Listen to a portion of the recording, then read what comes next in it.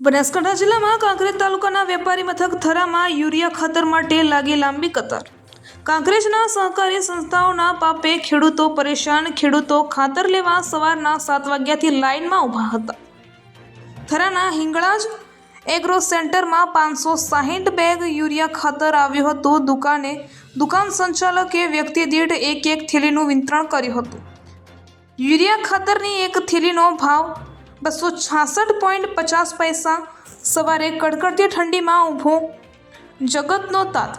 અત્યારે ખેડૂતોને પાકને ખાતરની તાતી જરૂરિયાત હોવાથી વ્યક્તિ દીઠ એક યુરિયા ખાતર મળતા ખેડૂતોમાં ક્યાંક ને ક્યાંક નારાજગી જોવા મળી હતી। તેમજ સરકાર પૂરતો યુરિયા ખાતરનો જથ્થો ફાળવે તેવી આ ખેડૂતોની માંગ છે। બનાસકાંઠા જિલ્લામાં ખેડૂતોના હિત માટે બિલાડીની ટોપની જેમ સેવા સહકારી મંડળીઓ, તેલાબિયા મંડળીઓ, શાકભાજી મંડળીઓ, ફળફળાદી મંડળીઓ, પિયત મંડળીઓ વગેરે ઊભી કરી પોતાના રોટલા શેકતા ચેરમેન પોતાનું, મંત્રી પોતાનું અને ગ્રામ વિસ્તારના મંડળીઓના નામે શહેરી વિસ્તારમાં એગ્રો ખોલી બેઠેલા ની તપાસ કરવામાં આવે તે સહકારી નિયમોનું એજન્ડા પ્રમાણે પાલન થાય છે કે નહીં, તો આ જગતના તાતની લાઈનો જોઈને ખ્યાલ આવશે કે જો સહકારી વિભાગ મંડળીઓના સેજાની તપાસ કરે ત્યારે સાચું બહાર આવશે।